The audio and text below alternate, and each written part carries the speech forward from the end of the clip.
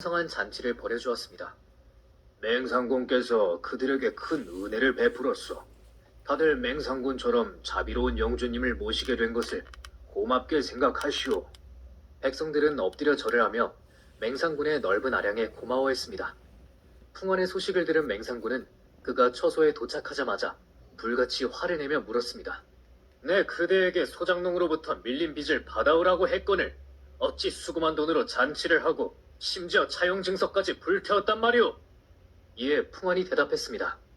저는 빚을 갚을 능력이 있는 사람에게는 새로 기한을 정해 갚도록 했습니다. 허나 너무 가난하여 빚을 갚을 능력이 없는 사람에게는 관용을 베풀었습니다. 만약 그들에게 빚 독촉을 하면 결국 야반 도주를 하여 영원히 받지 못하게 될 뿐만 아니라 군주가 이익에 눈이 멀어 백성들을 쫓아냈다고 비웃고 말 것이기 때문입니다. 맹상군은 풍원의 말을 듣고 그의 총명함에 침묵했습니다. 그로부터 1년 후 맹상군은 새로 즉위한 민왕에게 미움을 사 제상 자리에서 물러났습니다. 그러자 그의 마당에서 북적거리던 3,000명의 식객들도 썰물처럼 빠져나갔습니다. 하지만 풍원만은 맹상군 옆을 지켰습니다. 이 시기 맹상군은 달면 삼키고 쓰면 뱉는 세상 인심을 처절히 경험했습니다. 어쩔 수 없이 맹상군은 설 지방으로 가게 되었는데 맹상군이 나타나자 백성들은 환호하며 그를 반갑게 맞이하는 것이었습니다. 맹상군이 풍원에게 말했습니다. 선생이 이전에 은혜와 의리를 샀다고 한 말뜻을 이제야 겨우 깨달았소. 그러자 풍원이 말했습니다. 교활한 도끼는 구멍을 3개 파놓는다고 합니다. 지금 대감께서는 겨우 1개의 굴을 가졌을 뿐입니다. 대감을 위해 나머지 2개의 굴도 파드리겠습니다. 제나라 재상 중에 맹상군이라는 귀족이 있었습니다. 그는 선비들을 좋아해서 이제 막 승려가 된 사람이 스승을 찾아가 물었습니다. 저는 명상을 형편없이 못하는 것 같습니다. 발도 저리고 바깥 소음에 계속 딴 생각이 납니다. 불편하지 않은 순간은 거의 잠이 든 거나 마찬가지일 때뿐입니다. 그러자 스승이 말했습니다. 지나갈 겁니다. 스승의 표정으로 보아 대화가 끝났음을 알 수 있었습니다. 한 달 후 승려는 다시 스승을 찾아가 의기양양한 표정을 지으며 말했습니다. 스님, 제가 해결한 것 같습니다. 아주 고요한 느낌이에요. 지금 그 어느 때보다 집중한 기분이 듭니다. 그러자 스승이 다음과 같이 말했습니다. 지나갈 겁니다. 1. 호흡을 관찰하라. 10살쯤 되어 보이는 옛된 승려가 5살짜리 어린아이들을 가르치고 있었습니다. 한 사람이 다가가 물었습니다. 스님, 뭐라고 계십니까? 그러자 어린 승려가 대답했습니다. 아이들에게 호흡법을 가르치고 있습니다. 호흡을 왜 가르치나요? 그러자 어린 승려가 이렇게 말하는 것이었습니다. 태어나는 순간부터 죽는 순간까지 우리와 함께하는 것이 호흡입니다. 나를 떠나지 않는 유일한 것은 호흡뿐입니다. 이어 어린 승려는 덧붙여 말했습니다. 스트레스를 받으면 뭐가 바뀌나요? 호흡이 바뀝니다. 화가 나면 뭐가 바뀌나요? 호흡이 바뀝니다. 우리는 모든 감정의 변화를 호흡으로 경험합니다. 호흡을 읽고 다스리는 법을 배우면 인생의 그 어떤 상황도 헤쳐나갈 수 있습니다. 인간은 감정에 따라 호흡이 변합니다. 집중할 때는 숨을 죽이고 초조하거나 불안할 때는 숨이 가빠집니다. 이는 본능적인 것입니다. 하지만 호흡을 가다듬으면 그 어떤 감정이 물밀듯이 밀려와도 자기 자신을 추스르는 법을 알게 됩니다. 흥분된 마음을 가라앉히고 스트레스를 덜 수 있습니다. 하루에 한두 번 호흡을 위한 시간을 따로 마련해두면 보다 객관적으로 자신의 삶을 관찰할 수 있을 것입니다. 2. 마음의 모양을 잡아라. 할아버지가 손자에게 말했습니다. 너의 마음 속에는 2마리의 늑대가 살고 있단다. 그러자 손자가 물었습니다. 늑대 2마리는 어떻게 생겼나요? 이어 할아버지가 말했습니다. 한 녀석은 분노, 두려움, 거짓말만 먹고 살지. 또 한 녀석은 사랑, 친절, 겸손만 먹고 산단다. 이 2 녀석은 매일 서로 우위를 차지하기 위해 싸우고 있지. 그러자 손자가 물었습니다. 어느 늑대가 이겨요? 그러자 할아버지는 네가 밥을 주는 놈이 이긴단다 라고 대답했습니다. 늑대들에게 밥을 주는 사람은 누구일까요? 바로 여러분입니다. 녀석들은 당신이 매일 읽고 듣고 말하는 것으로 먹이를 삼습니다. 법구경에는 이런 말이 있습니다. 이 마음은 끊임없이 물결치고 있으므로 감시하고 다스리기 매우 어렵다. 그러나 지혜로운 이는 이 마음을 잘 다스리나니 활 만드는 이가 화살을 바로잡듯. 3. 나를 위한 시간. 아침에 여유 시간을 만들면 그 시간은 온전히 내 것이 됩니다. 내가 그 시간을 어떻게 사용할지는 아무도 간섭하지 못합니다. 직장과 가정에서 의무적으로 사용해야 하는 시간이 얼마나 많은지를 고려하면 이 자유 시간을 나 자신에게 줄 수 있는 가장 큰 선물 중에 하나입니다. 늘 하던 일을 그대로 할 수 있지만 늘어난 시간 덕분에 여유 있고 느긋한 느낌이 들 것입니다. 여유 시간을 만들면 그동안 가장 부족했던 것이 그 자리를 채운다는 걸 깨닫게 됩니다. 바로 나를 위한 시간 말입니다. 주변 세상의 온갖 의견, 기대, 의무를 차단하고 나면 그제야 나 자신의 목소리가 들리기 시작합니다. 그 정적 속에서 나는 바깥 세상의 소음과 내 목소리의 차이를 인식하게 됩니다. 타인을 걷어내면 나의 가장 깊은 곳에 있는 진짜 나를 바라볼 수 있게 됩니다. 감사합니다. 부골림이었습니다. 이제 막 승려가 된 사람이 스승을 찾아가 물었습니다. 저는 명상을 형편없이 못하는 것 같습니다. 발도 중국 전국시대 평원군이라는 인물이 있었습니다. 그의 집은 민가가 내려다 보이는 높은 곳에 위치하고 있었습니다. 하루는 평원군의 애첩이 높은 누각에 서서 한 절름발이가 물 길어가는 모습을 보고 깔깔대며 웃었습니다. 저 절름발이 좀 봐. 어쩜 저리 우스꽝스러운지. 다음날 절름발이 사내가 평원군을 찾아와 이렇게 말했습니다. 평원군께서는 선비를 좋아한다고 들었습니다. 수많은 식객이 나리를 찾는 것은 아마도 선비를 중히 여기고 첩을 가볍게 여기기 때문일 것입니다. 그런데 저는 불행히도 다리를 절뚝거리고 등이 굽는 병이 있는데 나리의 애첩은 그런 저를 내려다보고 비웃었습니다. 원컨대 저를 비웃는 자의 목을 베어 주십시오. 평원군이 웃으면서 대답했습니다. 하하, 알겠소.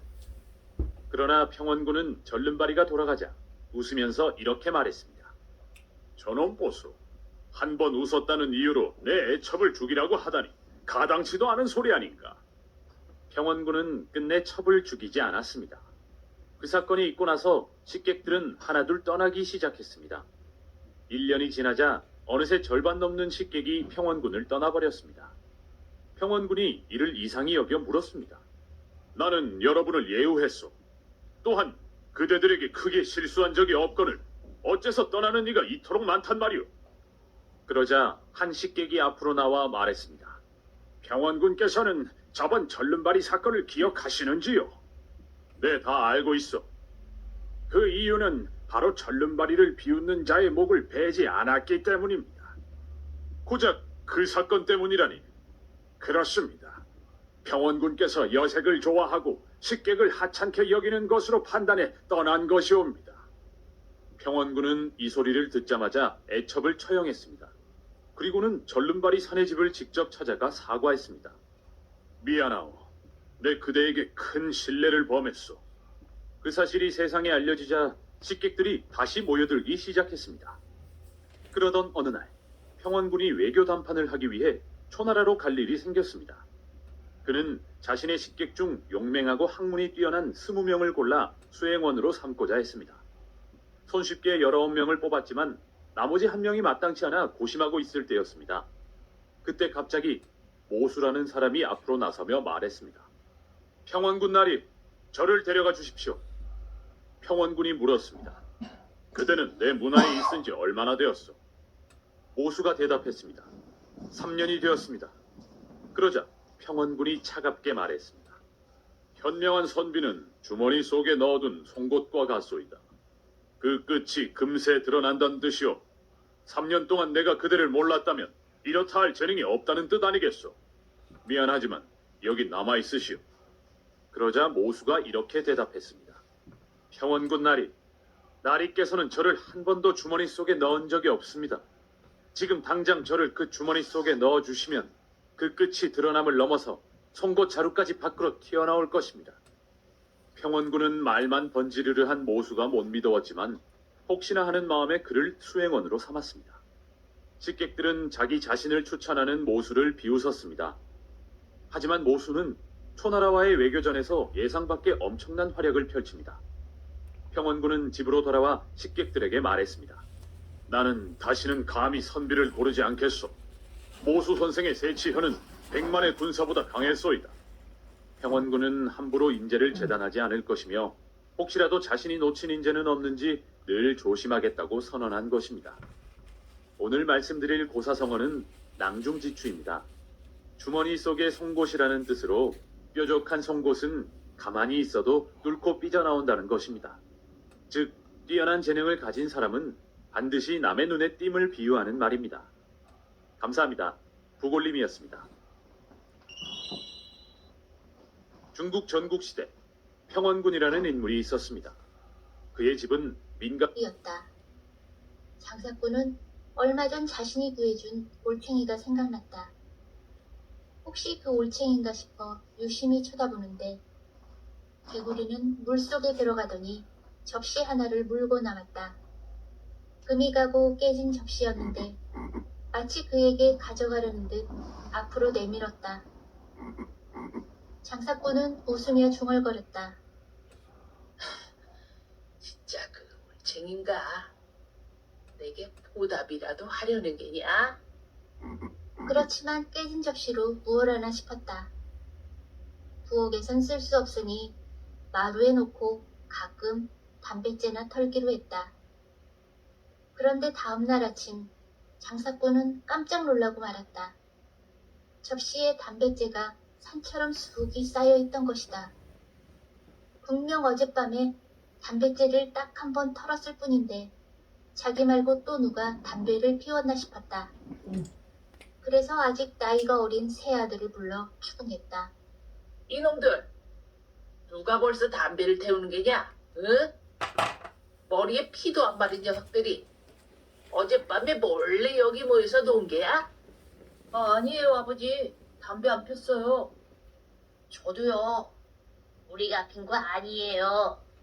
새 아들은 펄쩍 뛰며 자신들이 아니라고 억울해했다.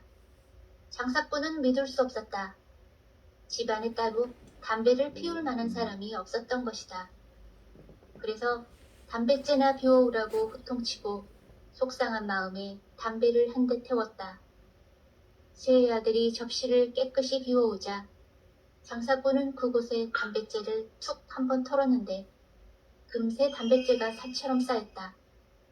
새 아들은 깜짝 놀랐다. 장사꾼은 놀라면서 동시에 번쩍 깨달았다. 아, 그 개구리가 정말 보온을 했구나. 내게 요술 접시를 줬어.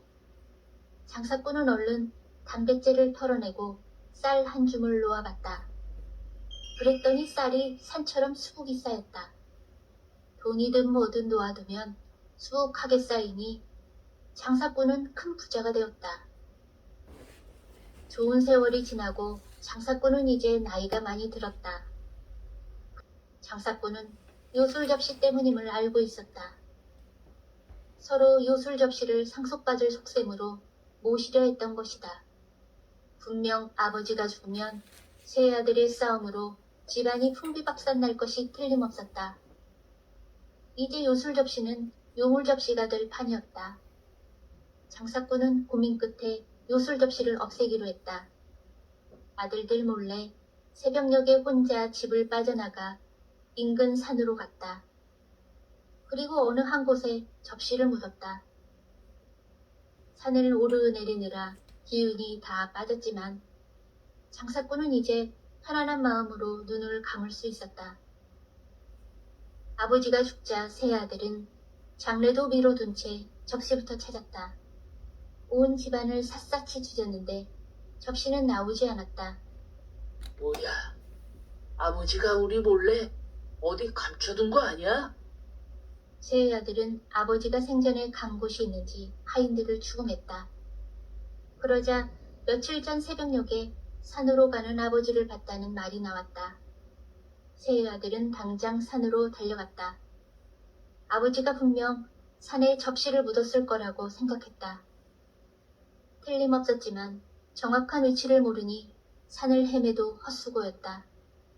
몇 날 며칠을 헤매다 그냥 포기하고 집으로 돌아갈 수밖에 없었다. 세 아들이 집으로 돌아간 후 보물이 묻혀있는 산이라고 소문이 나서 많은 사람들이 산에 올랐다. 하지만 아무도 끝내 요술 접시를 찾지 못했다. 세월이 지나면서 보물산이라 부르던 이름은 보문산으로 바뀌었다. 장사꾼은 얼마 전 자신이 구해준 올챙이가 생각났다. 혹시 그 올챙인가 싶어 유심히 쳐다보는데 개구리는 물속에 들어가더니 접시 하나를 물고 나왔다. 금이 가고 깨진 접시였는데 마치 그에게 가져가려는 듯 앞으로 내밀었다. 장사꾼은 웃으며 중얼거렸다. 진짜 그 올챙인가? 내게 보답이라도 하려는 게냐? 그렇지만 깨진 접시로 무얼 하나 싶었다. 부엌에 옛날 어느 마을에 한 노인이 살고 있었습니다. 하루는 이 노인이 산을 넘어가고 있는데 길을 잃은 듯 보이는 늙은 말 한 마리가 길가에서 한가로이 풀을 뜯고 있었습니다. 말 고삐는 풀려 있었고 아무리 찾아도 주인은 보이지 않았습니다. 녀석의 주인을 찾아줘야 할 텐데 이를 어쩌나. 잠시 망설인 노인은 문득 한 가지 생각을 떠올렸습니다. 그리고는 말 머리를 몇 번 쓰다듬더니 말 위에 넙죽 올라탔습니다. 노인은 말의 고삐를 느슨하게 움켜쥐고는 가만히 말의 행동을 지켜봤습니다. 말은 혼자서 터벅터벅 걷기도 하고 길 옆에 풀을 뜯기도 했습니다. 그렇게 시간이 흘러 해가 뉘엿뉘엿 지고 땅거미가 내려앉았습니다. 느릿느릿 걷던 말은 이내 누군가의 집 앞에 도착하자 발길을 멈추었습니다. 말에서 내린 노인은 그 집의 주인을 불렀습니다. 여보시오, 주인장 계시오. 노인의 말소리에 한 청년이 문을 열고 나왔습니다. 그런데 거기서 놀라운 일이 벌어졌습니다. 아니, 이 말은 우리 집 말인데 어떻게 노인장께서...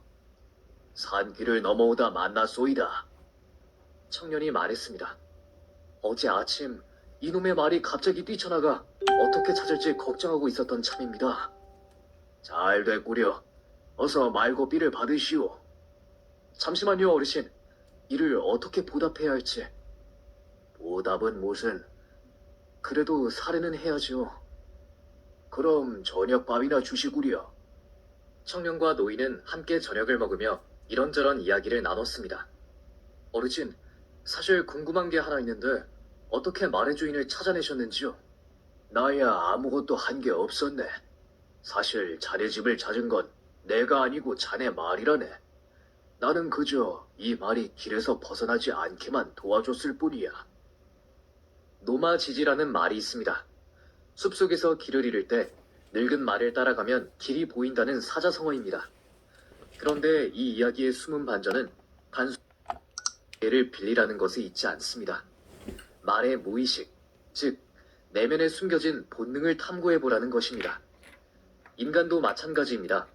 여러분의 무의식을 공부하다 보면 말의 귀소 본능처럼 인생의 모든 문제는 저절로 해결될 수밖에 없습니다.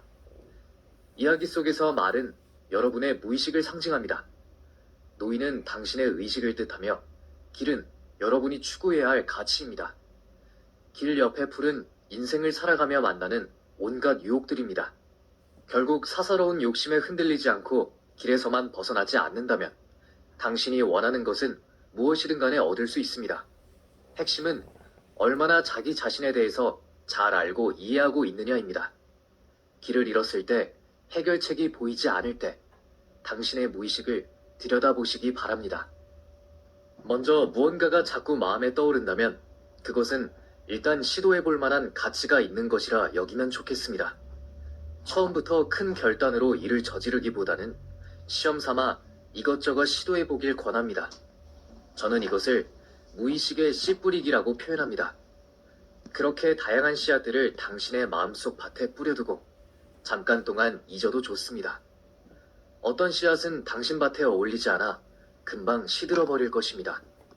반면 어떤 씨앗은 의외로 무럭무럭 자라 당신의 눈에 자꾸 밟히기 시작할 것입니다. 만약 그런 씨앗이 있다면 더 주의 깊게 지켜보세요.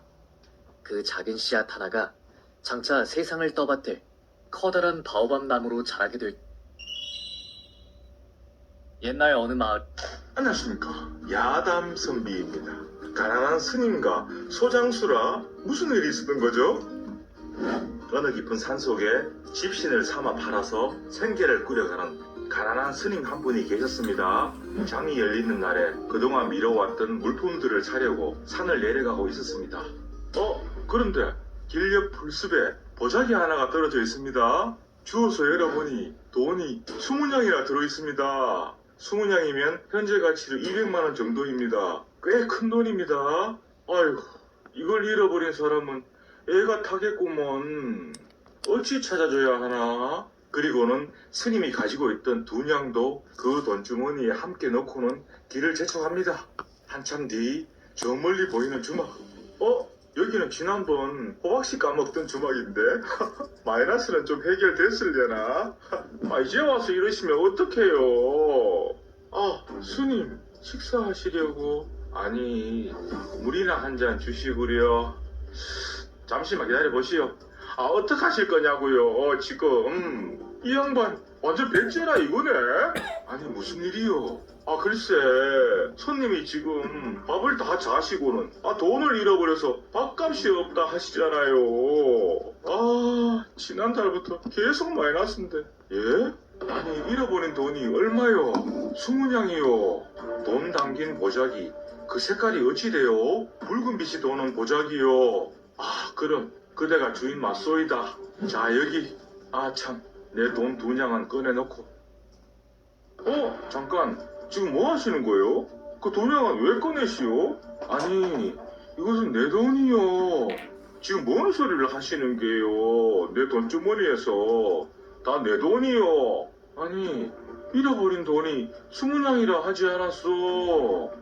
그건 소사야 할 돈, 큰 돈만 얘기한 거고 자잘한 2냥은 얘기하지 않았어. 딱 사야 할 돈이요. 딱 2냥은. 아이고 잘됐네. 자 빨리 밥값이나 치르시오. 놀랬잖아요. 아니 이런 사람을 봤나? 뭐요? 내 돈을 내 돈이라 하는데 빨리 내놓으시오. 이런 천벌 받을 사람이 있나? 장날에 소사러 가야 하오. 빨리 내놓으시오. 장사해야 하니 여기서 이렇게들 싸우지 마시고 빨리들 관하러 가보시오. 사또가 젊은데 완전 잘생기고 똑똑해. 그럽시다. 관하러 갑시다. 그래 좋소. 참, 또 돈을 안 주고 간대 인간들.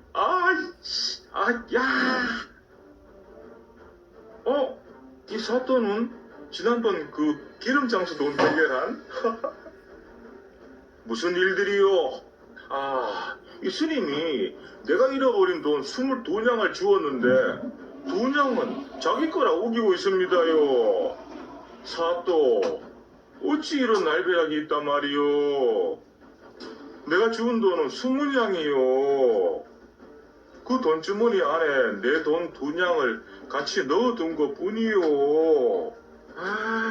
말도 안 되는 소리. 그냥 솔직히 말했으면 사례로 2-3푼은 던져주겠구만. 이자가 지금 조용히들 하시오. 사또 한참을 뭔가 생각하더니 그래 소장수 자네가 잃어버린 돈이 22냥이라 그랬나? 네 분명 22냥이옵니다. 스님께서 주우신 돈은 20냥이라 했소. 네 제가 어찌 거짓을 말하겠소이까. 자 그럼 이제 둘 다 그냥 돌아가시오. 예? 소장수 그대가 잃어버린 돈이 22냥이라 했으니 저 스님이 주운 20냥은 그대의 돈이 아닌 것이다. 그 잃어버린 돈 22냥을 정확히 주운 사람이 나타나면 즉시 알려줄 것이야. 그러니 돌아가서 기다리게. 스님 또한 그 주운 20냥의 진짜 잃어버린 돈의 주인이 나타날 때까지 그 돈을 잘 가지고 계시오. 관하로 신고가 들어오면 연락하겠소. 듣던 대로 현명한 사또입니다. 아니 스님 가만히 생각해 보니 요즘 더워서 제가 착각을 했나 봅니다요. 닭살돈 2냥은 오늘 가져오지 않았는데 아이고 미안하게 되었어. 제발 제 돈 20냥 돌려주시오. 이제부턴 착하게 사시오. 무더운 여름입니다. 안녕하십니까. 야담 선비. 백락이라는 사람이 있었습니다. 그는 진나라 사람으로 임금이 탈마를 고르고 훈련시키는 감정가이자 조련사였습니다. 그러던 어느 날 그가 나이 들어 기력이 쇠해지자 임금은 걱정하기 시작했습니다. 말에 관해서는 백락보다 뛰어난 인재가 없거늘 아주 후계자가 없으니 이를 어찌할꼬. 심히 걱정하던 임금이 백락을 불러 말했습니다. 자네도 이제 많이 늙었네. 일손을 놓고 여생을 편히 쉬라고 말하고 싶지만 알다시피 자네 일을 대신 맡아줄 사람이 없으니 이를 어찌하면 좋겠나. 혹시 자네 가족 가운데 뒤를 이을 만한 사람은 없는가? 이에 백락이 대답했습니다.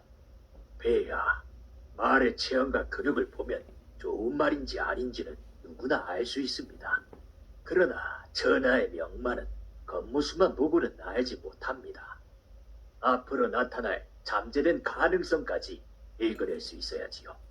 그런 말을 골라 잘 훈련하면 번개처럼 빠르고 천리를 달려도 지치지 않는 뛰어난 명마가 됩니다.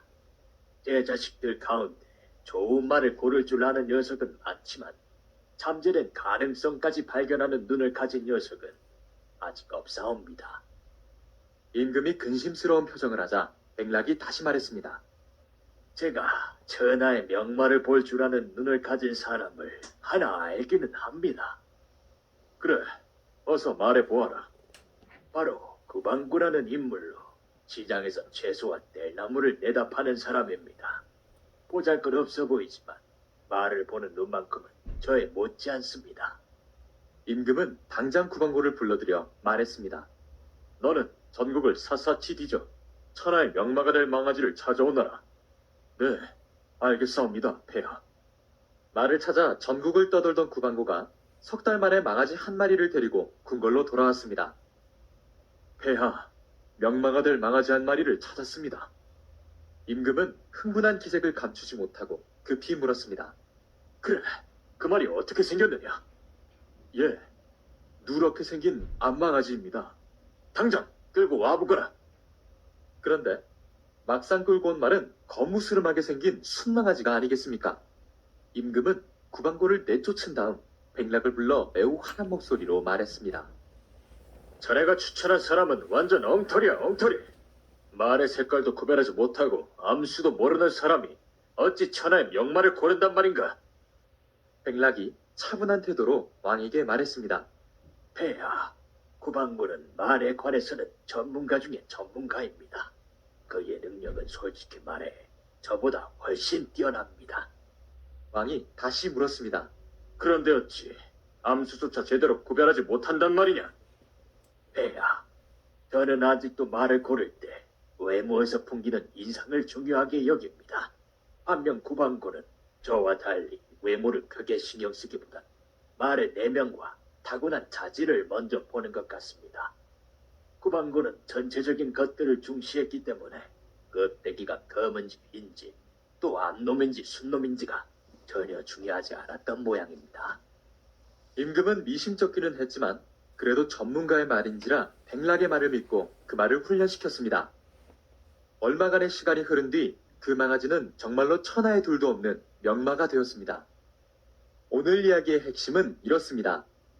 대관 세찰, 크게 보되 세세하게 살피라는 뜻입니다. 즉, 숲도 보고 나무도 함께 보라는 것입니다. 좀 세련되게 표현하자면 대관은 복잡한 상황을 단순화해 볼 수 있는 능력이고 세찰은 단순한 사실을 세밀하게 뜯어보고 추론해내는 능력입니다. 구방고에게는 대관의 능력이, 백락에게는 세찰의 능력이 뛰어났던 셈입니다. 결국 대관의 능력만 갖추면 구체성 없는 담론에만 빠져 공허해지고 세찰에만 능하면 디테일 속 악마와 싸우다 정작 중요한 것들을 잃어버리게 됩니다. 네, 1년이 지나고 2년이 지났습니다. 대부분의 신하들은 왕이 놀이에 미친 것을 오히려 다행으로 여기고 함께 노는데 정신이 없었습니다. 그러던 어느 날 오거라는 신하가 술자리에 놀고 있는 왕을 찾아왔습니다. 대왕께 감히 아뢰 말씀이 있사옵니다. 그래, 간하는 자는 죽이겠다고 한 것을 모르느냐? 간하려는 게 아닙니다. 단지 수수께끼를 하나 말씀드리려고 할 뿐이옵니다. 수수께끼, 그거 괜찮지. 어디 얘기해보라. 그럼 말씀드리겠습니다. 언덕 위에 새가 한 마리 있습니다. 그런데 그 새는 3년이 지나도록 날지도 못하고 울지도 못합니다. 이게 대체 어떤 새일까요? 장왕이 대답했습니다. 짐은 그 새를 알고 있다. 비록 3년을 날지 않았으나 한번 날아오르면 하늘에 닿을 것이요. 비록 3년을 울지 않았으나 한번 울면 사람들을 놀라게 할 것이다. 자신을 풍자한 것임을 알고 있는 장왕은 신하인 오거에게 조금만 더 기다려보라고 당부한 것입니다. 하지만 장왕의 게으름과 방탕은 여전히 계속됐습니다. 그러자 이번에는 소종이라는 중신이 찾아와 목숨을 걸고 간언했습니다. 폐하, 초나라가 망해가고 있사옵니다. 제발 정신을 차리시옵소서. 간언하는 놈은 죽이겠다고 했다. 모르느냐? 대왕의 어리석음을 깨우쳐줄 수만 있다면 이 몸이 부서지더라도 좋습니다. 그 순간 소종을 쏘아보던 임금이 갑자기 표정을 바꾸더니 자리를 박차고 일어났습니다. 그리고는 소종에게 정중히 예를 표하는 게 아니겠습니까? 그대는 진정한 충신이요. 과인은 이제부터 경의 말을 따를 것이오. 장왕은 아울러 오거를 불러들였습니다. 그대에게 지금부터 중책을 맡길 것이니 과인을 잘 보좌해 주시오. 장왕은 사실 주색에 빠져 지냈던 게 아니었습니다.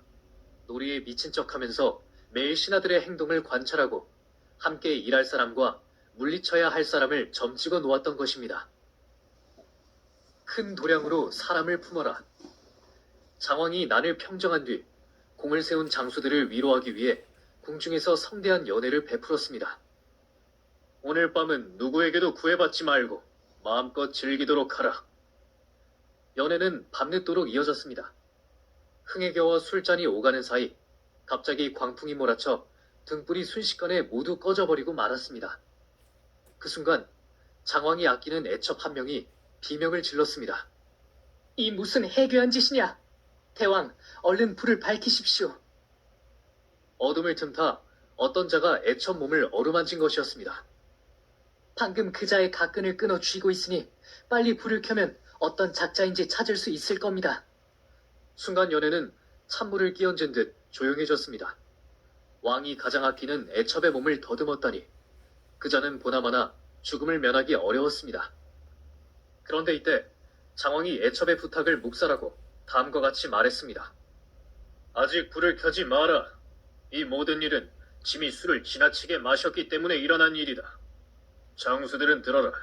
지금 당장 모두 가끈을 끊고 갓을 벗어 던져버려라. 그리고 오늘 밤은 마음껏 즐기도록 하라. 잠시 후 다시 불이 켜졌을 때 여러 장수 중 단 한 사람도 갓을 쓰고 있는 자가 없었습니다.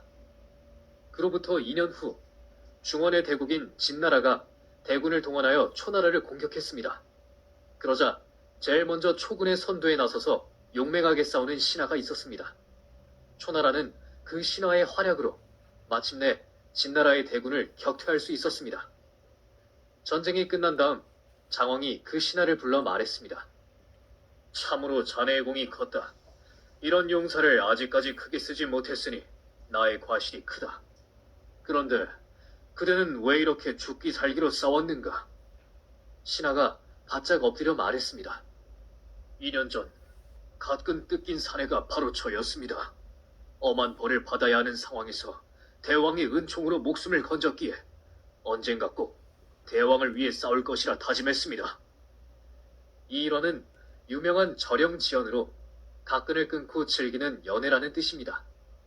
남의 잘못을 관대하게 용서해주거나 어려운 일에서 구해주면 반드시 보답이 따름을 비유하는 고사성어입니다. 1년이 지나고 2년 조조는 늘 자신을 해칠 사람이 있을까를 두려워했습니다. 특히 자신이 자고 있을 때에는 무방비 상태이므로 가까이서 자신을 지켜주는 신하들도 믿지 않았습니다.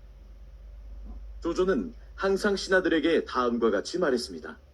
나는 꿈속에서도 자주 살인을 한다. 내가 잠들어 있을 때 너희들은 절대 내 옆에 가까이 있지 말라. 자신을 암살하려는 마음을 품은 사람들에 대한 경고의 메시지였습니다. 그러던 어느 날, 조조가 낮잠을 자고 있는데 한 신하가 흘러내린 이불을 덮어주려 다가갔습니다. 이때 조조가 벌떡 일어나더니 칼을 뽑아 그를 베어버리고 다시 침상에 올라가 잠을 잤습니다. 한바탕 늘어지게 낮잠을 자고 일어난 조조는 시치미를 뚝 떼고 물었습니다. 누가 내 부하를 죽였느냐? 자초지종을 보고받은 조조는 일부러 탄식했습니다. 내가 잠들면 옆에 오지 말라고 누차 일렀거든. 이 자를 후히 장사 지내주어라. 모든 사람이 조조의 꾀에 넘어갔지만 똑똑한 부하 양수만은 이를 믿지 않았습니다. 양수는 억울하게 죽은 자의 관을 붙잡고 말했습니다. 승상이 꿈속에 있었던 것이 아니라 자네가 꿈속에 있었던 것이야. 이 소리를 전해 들은 조조는 그만 깜짝 놀라고 말았습니다. 온천하 사람을 속여도 오직 양수만은 속이지 못하는구나. 이 외에도 양수는 행군길에 보았던 비석의 글씨를 조조보다 30리나 빨리 해석해냄으로써 질투심이 많은 조조의 속을 뒤집어 놓기도 했습니다. 또 조조가 야심차게 냈던 한자 문제를 바로 풀어냄으로써 조조의 자존심을 건드렸습니다. 이처럼 양수는 탁월한 식견과 능력으로 조조의 속마음까지 꿰뚫어 보고 있었습니다. 당연히 조조로부터 신임을 받았고 공을 세우기도 했습니다. 하지만 천하의 간웅 조조는 자기 생각을 미리 읽어내는 양수의 행동을 용납할 리 없었습니다. 결국 조조는 가볍게 입을 눌리는 양수를 지켜보다 제거해버리고 맙니다. 양수는 죽으면서 이런 말을 남겼습니다. 나도 내 죽음이 늦은 걸 안다. 더 일찍 죽었어야지. 그만큼 양수는 똑똑하며 미래를 내다보는 안목이 있었던 것입니다. 조조는 양수를 죽인 다음 성대하게 예를 다해 그의 장례를 치러주었습니다. 비록 죽이기는 했지만 그것은 양수의 잘못이 아니라 자신의 개인적인 감정 때문이었음을 누구보다 잘 알았습니다. 오늘 이야기의 핵심은 이렇습니다. 수구여병하고 방의 여성하라. 즉, 입을 지키기를 병막에 맞듯이 하고 생각 지키기를 성을 지키듯이 하라 라는 뜻입니다. 남다른 머리와 재치, 폭넓은 지식을 갖추었다 하더라도 자신의 입을 다스리지 못하는 사람은 그 화를 피하기 어렵습니다. 감사합니다. 구글님이었습니다. 조조는 늘 자신을 해칠 사람이 있을까를 두려워했습니다. 특히 자신이 자고 있을 때에는 무방비 상태이므로 가까이서 자신을 지켜주는 신하들도 믿지 않았습니다. 조조는 항상 신하들에게 다음과 같이 말했습니다. 나는 꿈속에서도 자주 살인을 한다. 내가 잠들어 있을 때 너희들은 절대 내 옆에 가까이 있지 말라. 자신을 암살하려는 마음을 품은 사람들에 대한 경고의 메시지였습니다. 그러던 어느 날, 조조가 낮잠을 자고 있는데 한 신하가 흘러내린 이불을 덮어주려 다가갔습니다. 이때 조조가 벌떡 일어나더니 칼을 뽑아 그를 베어버리고 다시 침상에 올라가 잠을 잤습니다. 한바탕 늘어지게 낮잠을 자고 일어난 조조는 시치미를 뚝 떼고 물었습니다. 누가 내 부하를 죽였느냐? 자초지종을 보고받은 조조는 일부러 탄식했습니다. 내가 잠들면 옆에 오지 말라고 누차 일렀거든. 이 자를 후히 장사 지내주어라. 모든 사람이 조조의 꾀에 넘어갔지만 똑똑한 부하 양수만은 이를 믿지 않았습니다. 양수는 억울하게 죽은 자의 관을 붙잡고 말했습니다. 승상이 꿈속에 있었던 것이 아니라 자네가 꿈속에 있었던 것이야. 이 소리를 전해 들은 조조는 그만 깜짝 놀라고 말았습니다. 온천하 사람을 속여도 오직 양수만은 속이지 못하는구나. 이 외에도 양수는 행군길에 보았던 비석의 글씨를 조조보다 30리나 빨리 해석해냄으로써 질투심이 많은 조조의 속을 뒤집어 놓기도 했습니다. 또 조조가 야심차게 냈던 한자 문제를 바로 풀어냄으로써 조조의 자존심을 건드렸습니다. 이처럼 양수는 탁월한 식견과 능력으로 조조의 속마음까지 꿰뚫어 보고 있었습니다. 당연히 조조로부터 신임을 받았고 공을 세우기도 했습니다. 하지만 천하의 간웅 조조는 자기 생각을 미리 읽어내는 양수의 행동을 용납할 리 없었습니다. 결국 조조는 가볍게 입을 놀리는 양수를 지켜보다 제거해버리고 맙니다. 양수는 죽으면서 이런 말을 남겼습니다. 나도 내 죽음이 늦은 걸 안다. 더 일찍 죽었어야지. 그만큼 양수는 똑똑하며 미래를 내다보는 안목이 있었던 것입니다. 조조는 양수를 죽인 다음 성대하게 예를 다해 그의 장례를 치러주었습니다. 비록 죽이기는 했지만 그것은 양수의 잘못이 아니라 자신의 개인적인 감정 때문이었음을 누구보다 잘 알았습니다. 오늘 이야기의 핵심은 이렇습니다. 수구여병하고 방의 여성하라. 즉, 입을 지키기를 병막에 막듯이 하고 생각 지키기를 성을 지키듯이 하라 라는 뜻입니다. 남다른 머리와 재치, 폭넓은 지식을 갖추었다 하더라도 자신의 입을 다스리지 못하는 사람은 그 화를 피하기 어렵습니다. 감사합니다. 보골님이었습니다. 조조는 늘 자신을 해칠 사람이 있을까를 두려워했습니다. 특히 자신이 자고 있을 때에는 무방비 상태이므로 가까이서 자신을 지켜주는 신하들도 믿지 않았습니다. 조조는 항상 신하들에게 어느 날 제나라 환공이 대청마루 위에서 책을 읽고 있었습니다. 이때 윤편이라는 궁중 목수가 그 아래서 수레바퀴를 깎고 있었습니다. 그런데 갑자기 윤편이 망치와 끌을 내려놓으며 환공에게 물었습니다. 지금 대왕께서 읽고 계신 것은 무엇입니까? 이에 환공이 대답했습니다. 성인의 말씀이니라. 그러자 윤편이 다시 물었습니다. 그 성인은 지금 살아계십니까? 아니, 이미 돌아가셨다. 그러자 윤편이 다시 말했습니다. 그렇다면 대왕께서 읽고 계신 책은 아마도 옛사람의 찌꺼기 같은 것일 뿐입니다. 이에 환공이 벌컥 화를 내며 말했습니다. 과인이 책을 읽고 있는데 어찌 감히 수레바퀴나 깎는 놈이 시비를 건단 말이냐. 성인들의 책이 찌꺼기인 이유를 내가 납득하도록 설명한다면 살려줄 것이고 그렇지 못하면 죽음을 면치 못할 것이다.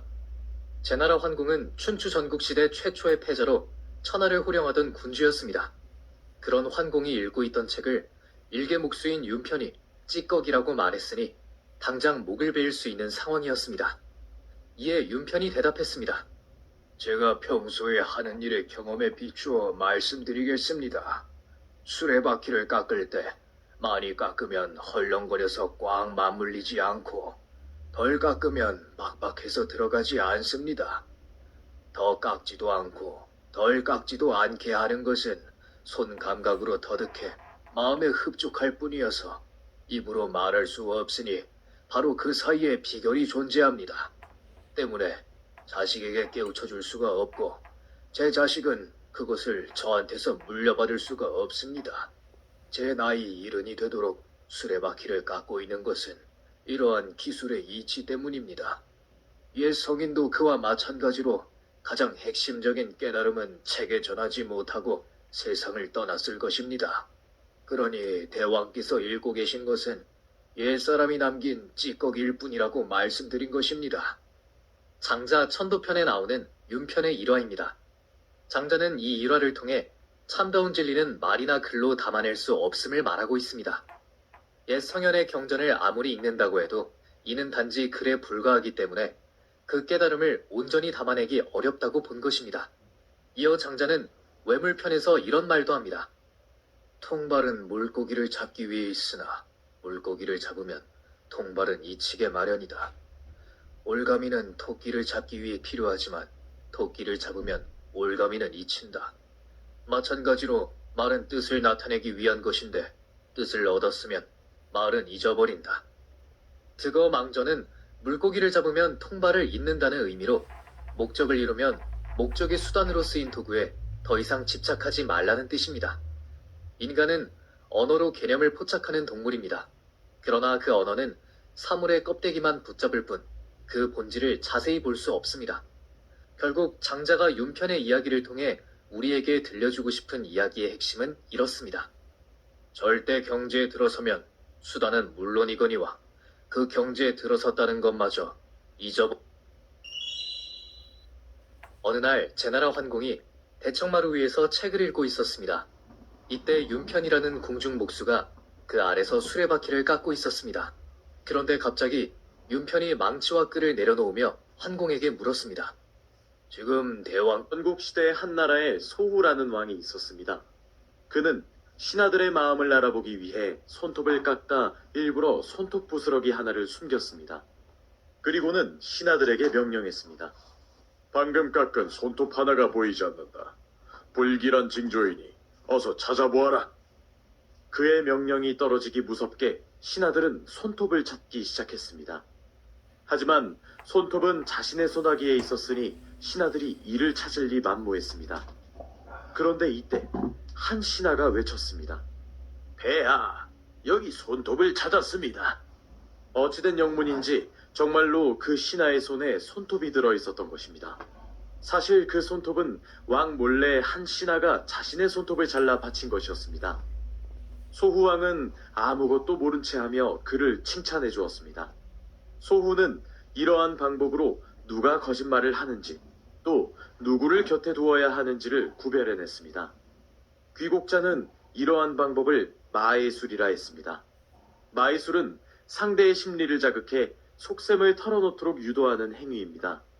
은밀히 상대의 욕망을 자극해 속마음을 자연스럽게 표출하는 것입니다.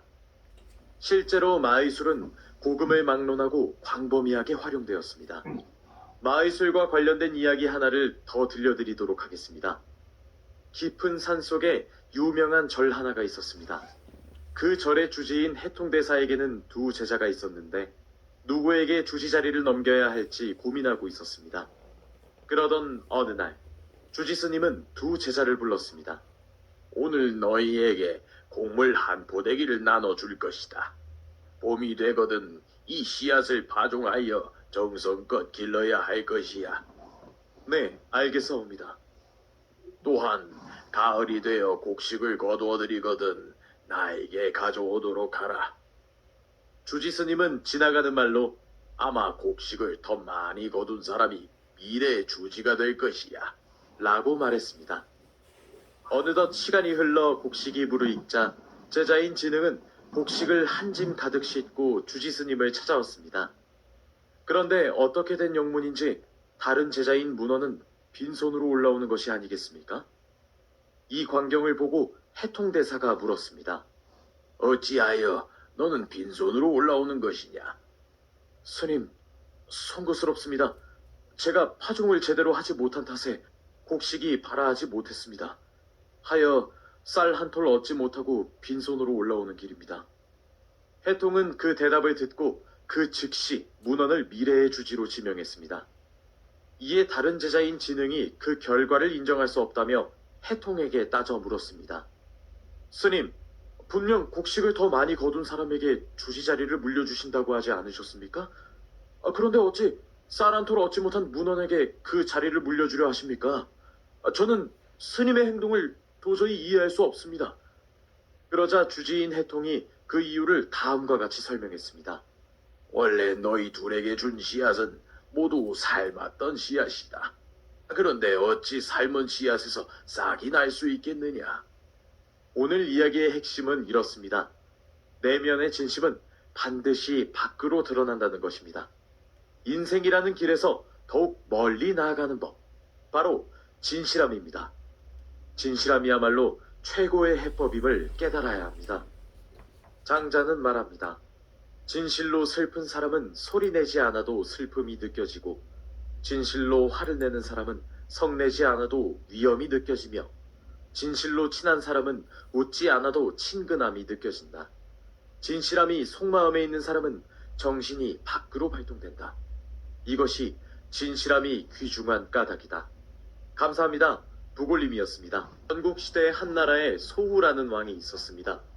그는 신하들의 마음을 알아보기 위해 손톱을 깎다 일부러 어느 시골집 앞마당에 대추나무 한 그루가 심어져 있었습니다. 시골 생활이 처음인 집주인은 열심히 대추나무를 가꾸고 보살폈지만 어느 해부터인가 이상하게 열매가 하나도 열리지 않았습니다. 아, 이상도 하지.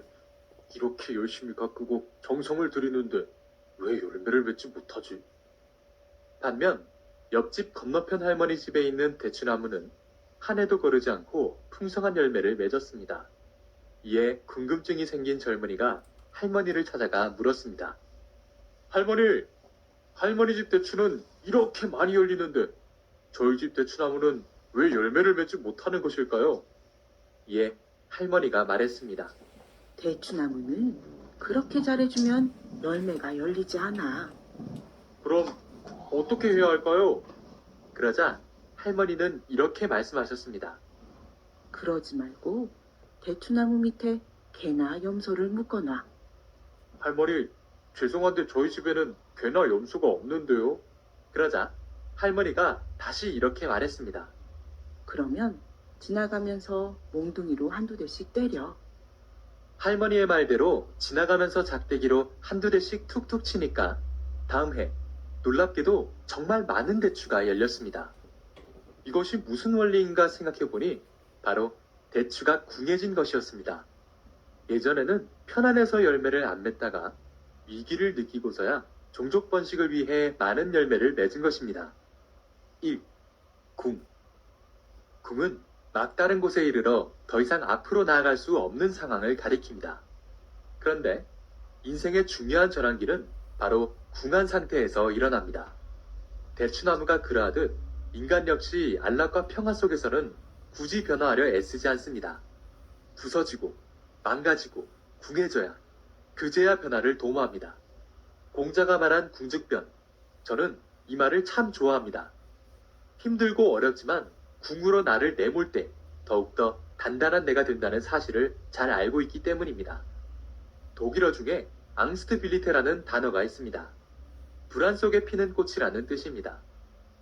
생명체는 자신의 생존이 위태로워질 경우 사력을 다해 마지막 꽃을 피우려 애씁니다. 즉, 씨앗을 맺어 유전자를 후대로 전하는 것입니다. 식물이든 동물이든 가장 불안하고 힘들 때 가장 화려한 꽃을 피워낸다는 사실을 기억하면 좋겠습니다. 2. 부활. 여러분은 인생의 르네상스를 시도해 보신 적이 있나요? 불합리한 나, 소외된 나, 변화하지 못한 나를 부활시키셔야 합니다. 세상에는 영원한 정답이 없습니다. 시대와 환경의 변화 속에 끊임없이 변화하고 진화하는 내가 있을 뿐이죠. 변화의 원리를 설파한 주역에는 이런 구절이 있습니다. 궁즉 변이요, 변즉 통이요, 통즉 구요, 구즉 궁이라. 세상은 문제가 생기면 변하게 되고, 변하면 답이 만들어지고, 답이 만들어지면 오래 가다가, 오래 가면 또다시 문제가 생기게 되는 것입니다. 문제가 있다는 것은 결국 해결할 답이 있다는 의미입니다. 문제를 인식하지 못하는 것이 문제이지, 문제의식은 결국 답을 부르기 마련입니다. 대추나무로 이야기를 시작했으니 대추로 글을 마무리해보도록 하겠습니다. 제가 좋아하는 시인 장석주님의 대추 하날이라는 시입니다. 대추 하날. 저게 저절로 붉어질 리는 없다. 저 안에 태풍 몇 개, 저 안에 천둥 몇 개, 저 안에 벼락 몇 개. 저게 저 혼자 둥그러질 리는 없다. 저 안에 무설이 내리는 몇 밤, 저 안에 어느 시골집 앞마당에 대추나무 한 그루가 심어져 있었습니다. 시골 생활이 처음인 집주인은 열심히 대추나무를 가꾸고 보살폈지만 어느 해부터인가 이상하게 열매가 하나도 열리지 않았습니다. 아, 이상도 하지. 이렇게 열심히 가꾸고 정성을 들이는데 왜 열매를 맺지 못하지? 반면 옆집 건너편 할머니 집에 있는 대추나무는 한 해도 거르지 않고 풍성한 열매를 맺었습니다. 이에 궁금증이 생긴 젊은이가 할머니를 찾아가 물었습니다. 할머니 집 대추는 이렇게 많이 열리는데 저희 집 대추나무는 왜 열매를 맺지 못하는 것일까요? 이에 할머니가 말했습니다. 대추나무는 그렇게 잘해주면 열매가 열리지 않아. 그럼 어떻게 해야 할까요? 그러자 할머니는 이렇게 말씀하셨습니다. 그러지 말고 대추나무 밑에 개나 염소를 묶어놔. 할머니, 죄송한데 저희 집에는 개나 염소가 없는데요. 그러자 할머니가 다시 이렇게 말했습니다. 그러면 지나가면서 몽둥이로 한두 대씩 때려. 할머니의 말대로 지나가면서 작대기로 한두 대씩 툭툭 치니까 다음 해 놀랍게도 정말 많은 대추가 열렸습니다. 이것이 무슨 원리인가 생각해보니 바로 대추가 궁해진 것이었습니다. 예전에는 편안해서 열매를 안 맺다가 위기를 느끼고서야 종족 번식을 위해 많은 열매를 맺은 것입니다. 1. 궁. 궁은 막다른 곳에 이르러 더 이상 앞으로 나아갈 수 없는 상황을 가리킵니다. 그런데 인생의 중요한 전환기는 바로 궁한 상태에서 일어납니다. 대추나무가 그러하듯 인간 역시 안락과 평화 속에서는 굳이 변화하려 애쓰지 않습니다. 부서지고 망가지고 궁해져야 그제야 변화를 도모합니다. 공자가 말한 궁즉변, 저는 이 말을 참 좋아합니다. 힘들고 어렵지만 궁으로 나를 내몰 때 더욱더 단단한 내가 된다는 사실을 잘 알고 있기 때문입니다. 독일어 중에 앙스트빌리테라는 단어가 있습니다. 불안 속에 피는 꽃이라는 뜻입니다. 생명체는 자신의 생존이 위태로워질 경우 사력을 다해 마지막 꽃을 피우려 애씁니다. 즉, 씨앗을 맺어 유전자를 후대로 전하는 것입니다. 식물이든 동물이든 가장 불안하고 힘들 때 가장 화려한 꽃을 피워낸다는 사실을 기억하면 좋겠습니다. 2. 부활. 여러분은 인생의 르네상스를 시도해 보신 적이 있나요? 불합리한 나, 소외된 나, 변화하지 못한 나를 부활시키셔야 합니다. 세상에는 영원한 정답이 없습니다. 시대와 환경의 변화 속에 끊임없이 변화하고 진화하는 내가 있을 뿐이죠.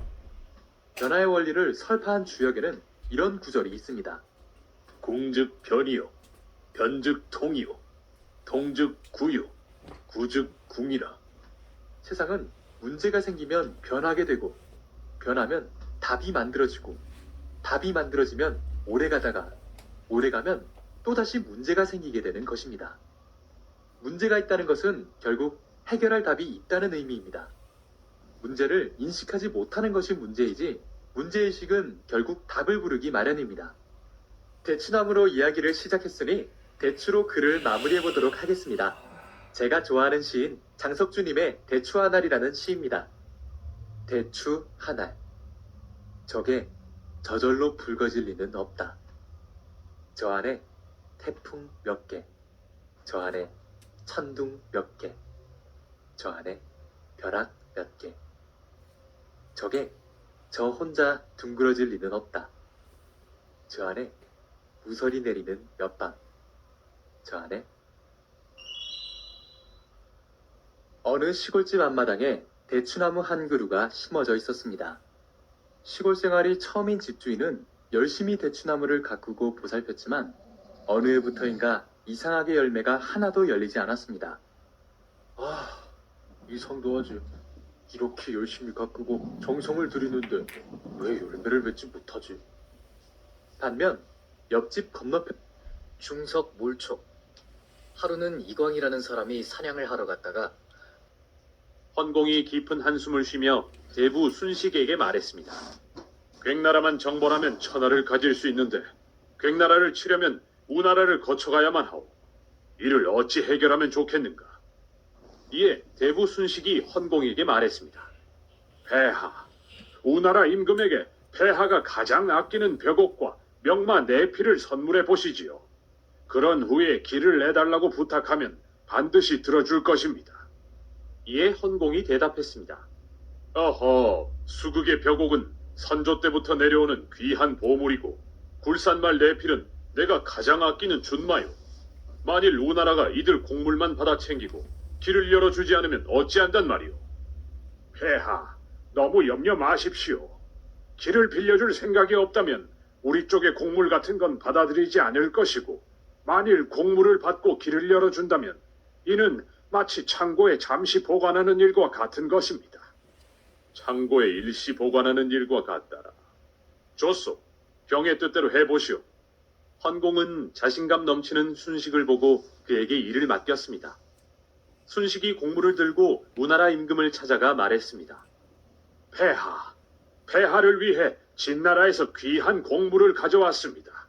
한번 살펴보십시오. 우임금이 곡물을 살핀 후 말했습니다. 참으로 귀한 보물과 명마로구나. 내 이렇게 값진 보물과 뛰어난 준마는 처음 보는구나. 그런데 어찌 이 선물을 내게 주는 것인가? 순식이 뜸을 들이다 말했습니다. 저희 군사가 괭나라로 가는 길인데 잠시 길을 내어줄 수는 있는지 부탁을 드리러 왔사옵니다. 우임금이 대수롭지 않은 듯 순식에게 말했습니다. 그야 어려운 일이 아니다만. 우임금은 벽옥과 명마가 탐이나 순식의 요청을 허락하려고 했습니다. 그러자 우나라의 충신 궁지기가 우임금에게 말했습니다. 폐하, 절대 길을 내주어선 안 됩니다. 우리 우나라와 괭나라는 수레 양쪽에 받침대가 붙어있는 것과 같습니다. 받침대는 수레를 의지하고 수레 또한 받침대에 의지하고 있는 것입니다. 만일 길을 빌려주어 괭나라가 망하게 되면 우나라도 곧 멸망하게 될 것입니다. 부디 허락하지 마시옵소서. 허허, 경은 늘 쓸데없는 걱정이 너무 심하오. 염려 마시오. 우임금은 궁지기의 말을 듣지 않고 진나라 군사가 길을 지나가도록 허락했고 순식은 괭나라를 토벌하여 승리를 거머쥐었습니다. 그런데 그 후 3년 뒤 진나라는 다시 군사를 일으켜 우나라를 쳐들어갔습니다. 사면 초가에 몰린 우임금이 탄식하며 혼잣말을 했습니다. 네, 궁지기의 말을 들었으면 오늘 이렇게 허망하게 당하지는 않았을 텐데. 우나라는 결국 진나라에 패배하고 말았습니다. 의기양양한 모습으로 궁에 들어온 순식이 진나라 헌공에게 말했습니다. 폐하, 우리 군이 대승을 거두었습니다. 그리고 전에 우나라에 바쳤던 보물과 말을 다시 찾아왔습니다. 헌공이 기쁜 표정으로 말했습니다. 이게 다 경 덕분이요. 그대의 말처럼 벽옥은 원상 그대로이고 말은 더 헌칠하게 잘 자랐구려. 중국의 병법서 36개 중 24개에는 가도벌객이라는 말이 있습니다. 길을 빌려 괭나라를 친다는 의미로 속셈을 감춘 채 적을 기습하는 계책을 말합니다. 가도벌객은 일단 상대에게 시해를 베풀어 우호적인 대상으로 만든 후 이용 가치가 없어지면 동맹을 맺은 나라마저 공격해 제거하는 것입니다. 조선시대 일본은 가도벌객 계책을 흉내내며 인진왜란을 일으킵니다. 명나라를 정벌하기 위해 조선의 땅을 내어달라고 한 정명가도가 바로 그것입니다. 위 사례에서 볼 수 있듯 상대의 속셈을 간파하지 못하고 섣불리 행동에 옮기면 그 칼날이 자신을 향하게 될지도 모릅니다. 지금 내 주변에 있는 사람들 중 진짜 우군이 누구인지 판단해보는 지혜. 옛날 진나라에 헌공이라는 왕이 있었습니다. 그는 천하를 제패하려는 야망을 머리에 쓰는 당근을 만들고 있는 노인을 보게 됩니다. 그런데 희한하게도 그 당근 모양이 소를 닮았습니다. 호호, 어찌 모양이 소를 닮은 것이오? 한번 써보시겠소? 남편이 그 신기한 당근을 써보는데 참으로 여성하구만. 그런데 그 순간 남편이 갑자기 소로 변합니다.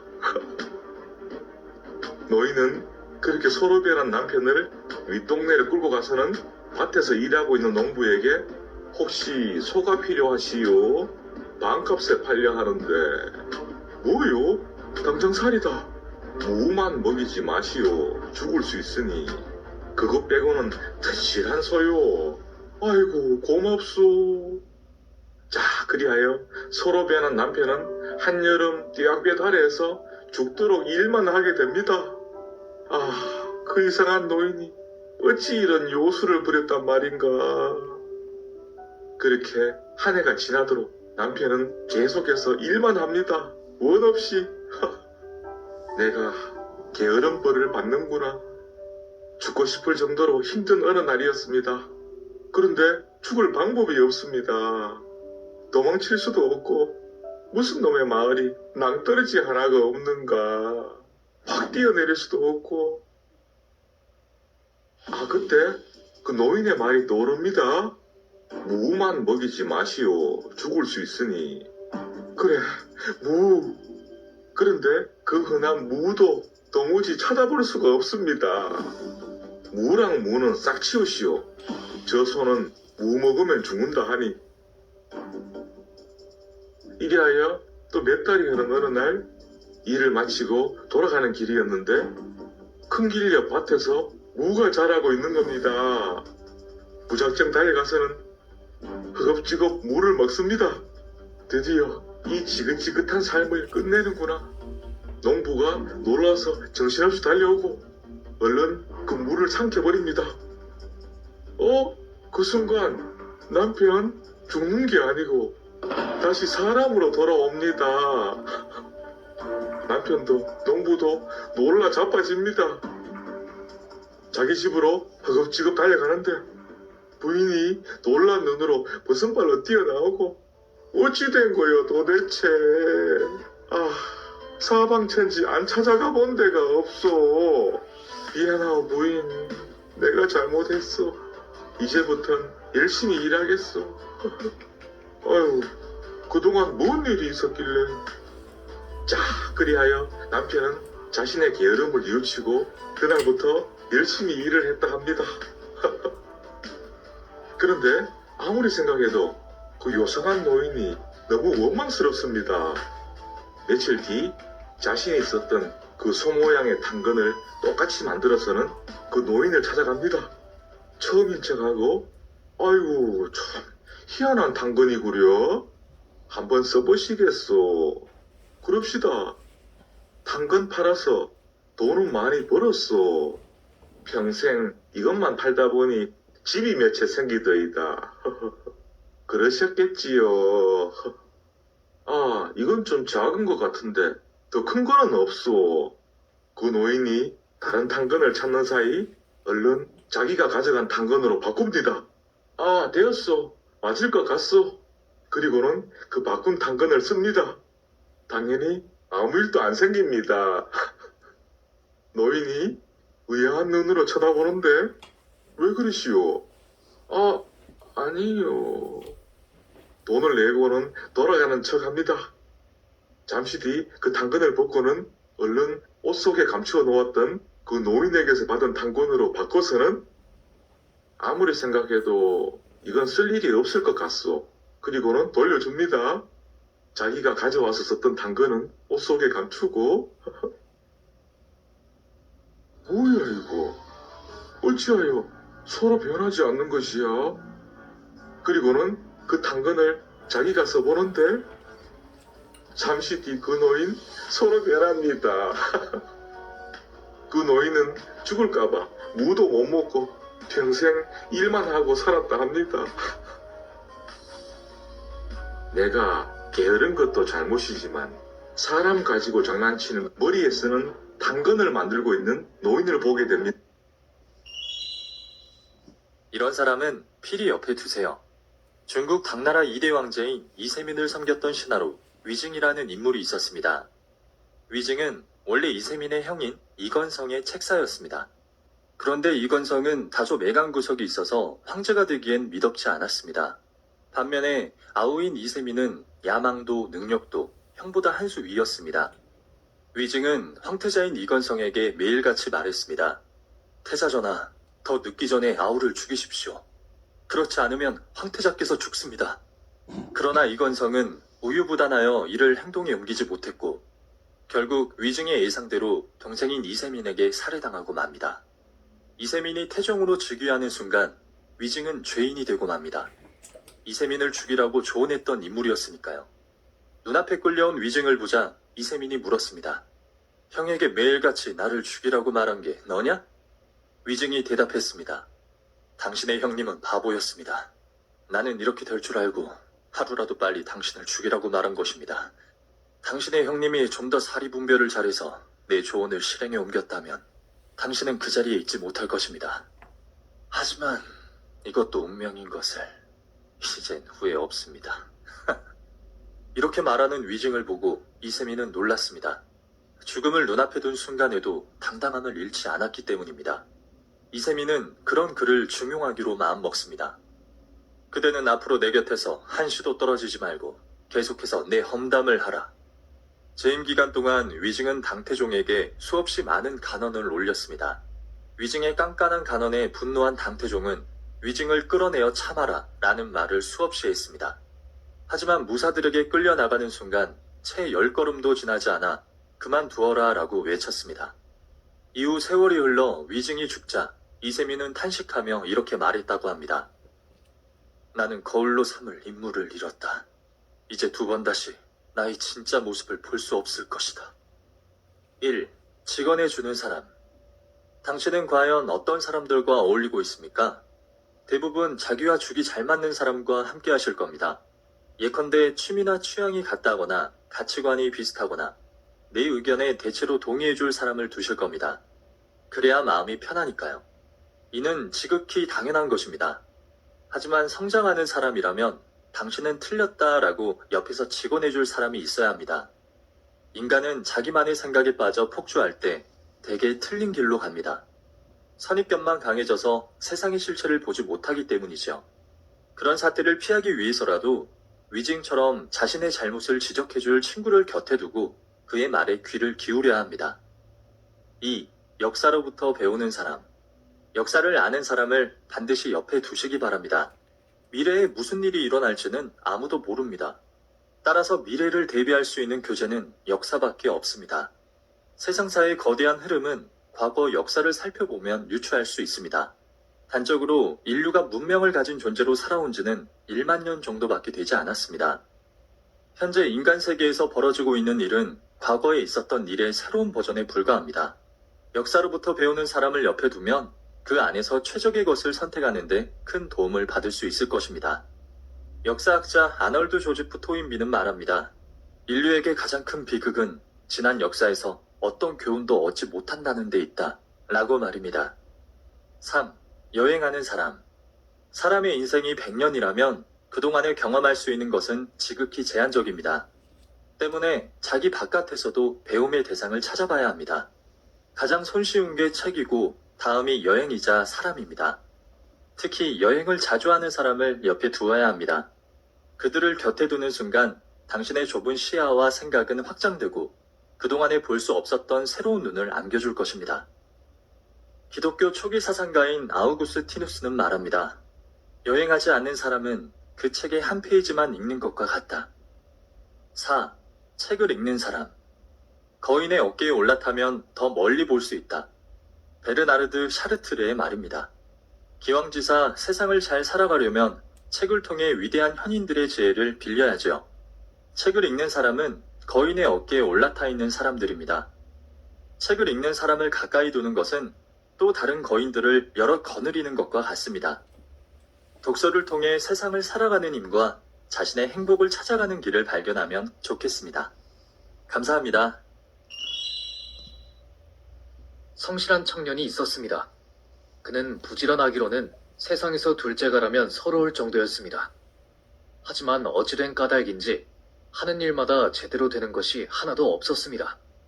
그러던 어느 날 자신의 문제를 해결하러 유명한 도사를 찾아갔습니다. 도사님, 저는 정말 열심히 일하는데 지금까지 이룬 것이 전혀 없습니다. 가만히 이야기를 듣고 있던 도사가 갑자기 제자 2명을 부르는 것이었습니다. 이분을 모시고 산에 올라가 나무를 최대한 많이 해오너라. 제자들은 어리둥절한 표정을 지으며 도사의 말을 따랐습니다. 얼마나 지났을까? 땀에 흠뻑 젖은 청년이 나무 2짐을 짊어지고 문 앞에 도착했습니다. 아이고, 힘들어 죽겠네. 그 뒤 건장한 제자가 비교적 여유로운 모습으로 나타났습니다. 어깨에는 각각 4단씩 총 8단의 나무를 짊어지고 내려온 것입니다. 그런데 그중 약해 보이는 어린 제자가 보이지 않는 것이었습니다. 산길을 내려온 청년이 걱정하듯 말했습니다. 내려오다 다치진 않았겠지요? 너무 걱정 마시오. 나이는 어려도 똑똑한 친구입니다. 거친 호흡을 가다듬고 한숨을 돌리던 찰나 멀리서 어린 제자가 뗏목을 타고 내려오는 것이 아니겠습니까? 모두 벌써 와 계셨네요. 뗏목에는 총 12단의 나무가 실려 있었습니다. 도사는 미소를 지으며 청년을 쳐다보았습니다. 그러자 청년은 억울하다는 표정을 지으며 말했습니다. 도사님, 저는 애초 6단의 나무를 했는데 너무 힘들어 중간에 2단을 버렸습니다. 내려오다 보니 4단도 감당하기 어려워 다시 2단을 버리고 겨우 2단만 가져온 것입니다. 이어 건장해 보이는 제자가 말했습니다. 도사님, 저는 4단을 짊어지고 내려오는데 절반쯤 산길을 내려오자 나무 2단이 버려져 있는 것이 아니겠습니까? 버려진 2단이 아까워 들고 내려오는데 또 버려진 2단이 보이는 것이었습니다. 그래서 총 8단의 나무를 가져왔습니다. 모두가 약속이나 한 듯 가장 어린 제자 쪽으로 시선을 돌렸습니다. 그러자 어린 제자는 겸연쩍은 듯 머리를 긁으며 다음과 같이 말했습니다. 애당초 저는 2단도 짊어질 힘이 없었습니다. 그래서 1단만 가지고 내려올까 생각하다 문득 개울이 보여서 라며 말꼬리를 흐렸습니다. 도사는 청년의 어깨를 가볍게 두드리며 다음과 같이 말했습니다. 3명이 각자 취한 방법의 차이를 이제 알겠소. 문제를 규정하는 방법에 따라 답이 달라지는 법이라오. 이어 도사가 말했습니다. 잘못된 방법으로는 100번을 풀어도 잘못된 답이 나올 뿐이요. 그래서 노력보다 방법이 중요한 법이라오. 모든 성공에는 방법이 있고 그 방법은 생각의 길에서 나옵니다. 사마천은 이를 사로라고 했습니다. 사로는 단순한 생각이 아니라 길이 있는 생각을 의미합니다. 즉, 생각의 길이 달라지면 내가 달라지고 내가 달라지면 세상이 다르게 보입니다. 세상의 길이 달리 보이면 나아가 인생의 길이 달라질 수 있습니다.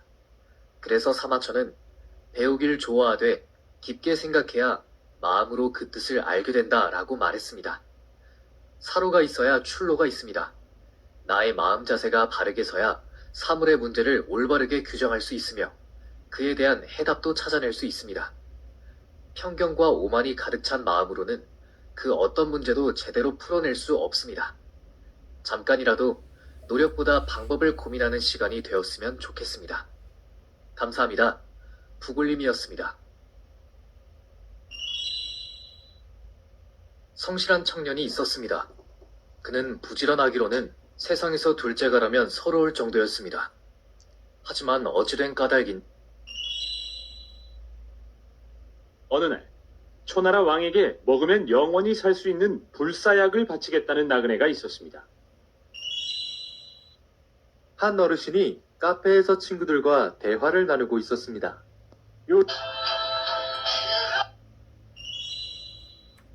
태조이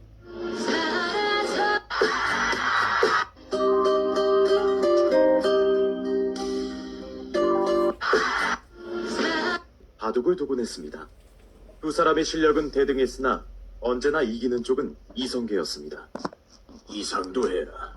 기막힌 묘수를 두는데 어째서 늘 지기만 하는고. 이를 본 이성계가 껄껄 웃으며 말했습니다. 우물 속에서 하늘이 제대로 보이겠소? 지금 대사는 나무를 보고 있지만 나는 숲을 보는 중이라오. 빨래를 가업으로 해 먹고 사는 사람이 있었습니다. 이들은 겨울철에도 많은 빨래를 해야 했기 때문에 찬물에도 손발이 트지 않는 비법약을 만들어 가족끼리 공유했습니다. 그러던 어느 날, 그 마을을 지나던 한 과객이 소문을 듣고 찾아와 주인에게 말을 건넸습니다. 이보시오, 주인장.